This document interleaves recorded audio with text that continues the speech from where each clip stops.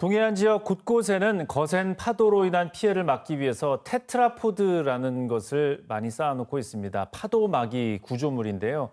하지만 이 테트라포드 위로 무단으로 진입하는 시민들이 늘면서 안전사고도 계속 발생하고 있습니다. 오늘 119 브리핑에서는 테트라포드에 관련된 사고 유형과 예방 대책에 대해서 자세히 들어보겠습니다. 강원특별자치도 소방본부 고주희 소방장 함께하겠습니다. 안녕하십니까? 안녕하세요. 예. 최근에도 사고가 있었습니다. 이 사고부터 좀 설명을 해주시죠. 네, 이번 달에 속초에서 사고가 발생을 했는데요.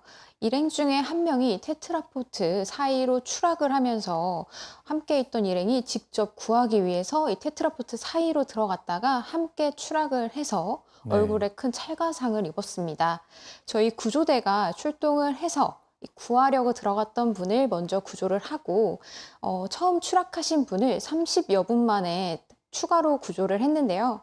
다행히 구조는 했지만 허리 통증 그리고 얼굴 부종, 다리 통증으로 인해서 병원으로 이송되기도 했습니다. 예, 이런 사고가 계속 반복되고 있습니다. 최근에도 저도 한번 보면 그 안에 이제 흔적들이 최근에도 네. 다녀간 흔적들을 쉽게 볼 수가 있는데 얼마나 사고가 많이 발생하고 있습니까?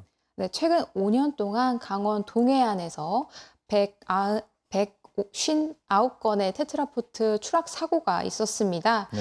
이 중에 151명이 119 구조대에 의해서 구조되거나 또 부상을 당해서 병원으로 이송이 되었는데요. 안타깝게도 5명은 목숨을 잃기도 했습니다. 네. 특히 여름의 시작인 6월부터 9월 사이에 사고가 집중되고 있는데요. 지난해 2024년에도 여름에 7건의 사고와 2명의 사망자가 발생해 이번 여름에도 각별한 주의가 필요합니다. 네. 테트라포드 옆에서 보면 미끄러져서 넘어지면 저 깊숙한 곳으로 네. 떨어지겠구나 이런 위기감이 느껴지는데 사고는 계속 발생하는 것 같습니다. 이 사고 이유는 어떻게 좀 분석이 되고 있습니까?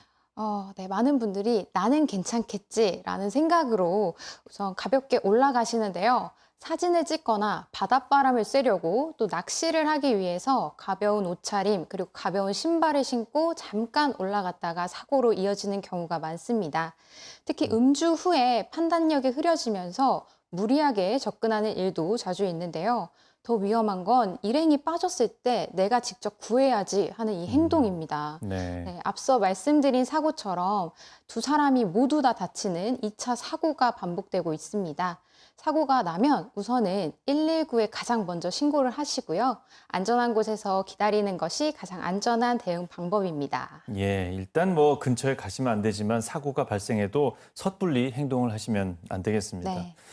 근데 테트라포드 관련 사고가 유독 그 구조하는데 굉장히 좀 어려움이 있다는 얘기가 있는데 네. 왜 그렇습니까? 네, 테트라포트는 구조대원들에게도 매우 위험한 구조 현장입니다.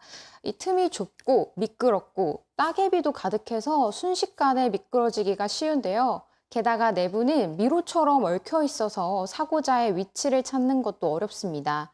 구조 시에도 특수 장비를 저희가 동원해야 하고 예. 구조에 수십 분에서 몇 시간이 걸리기도 합니다.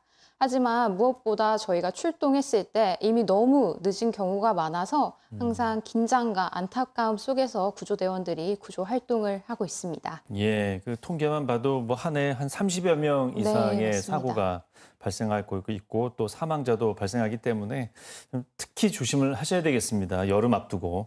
예, 근처에 문어가 많다고 해서 밤에 가시는 분들이 계신데 네. 조심하셔야 되겠습니다. 사고 예방을 위해서 좀 안전수칙 끝으로 자세히 정리해 주시죠. 네, 가장 확실한 예방법은 절대 올라가지 않으시는 건데요.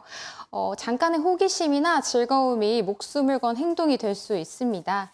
부득이하게 테트라포트 주변에 가신다면 미끄럼 방지 신발, 구명조끼 같은 안전장비 반드시 갖추시고 일행이 빠졌더라도 절대 직접 구하려 하지 말고 119에 신고하신 후에 위험한 곳에 더 이상 접근하지 말고 안전한 장소에서 119에 도착 기다려주시기 바랍니다. 예, 단순한 호기심이나 재미를 위해서 위험을 감수하는 일은 없어야 되겠습니다.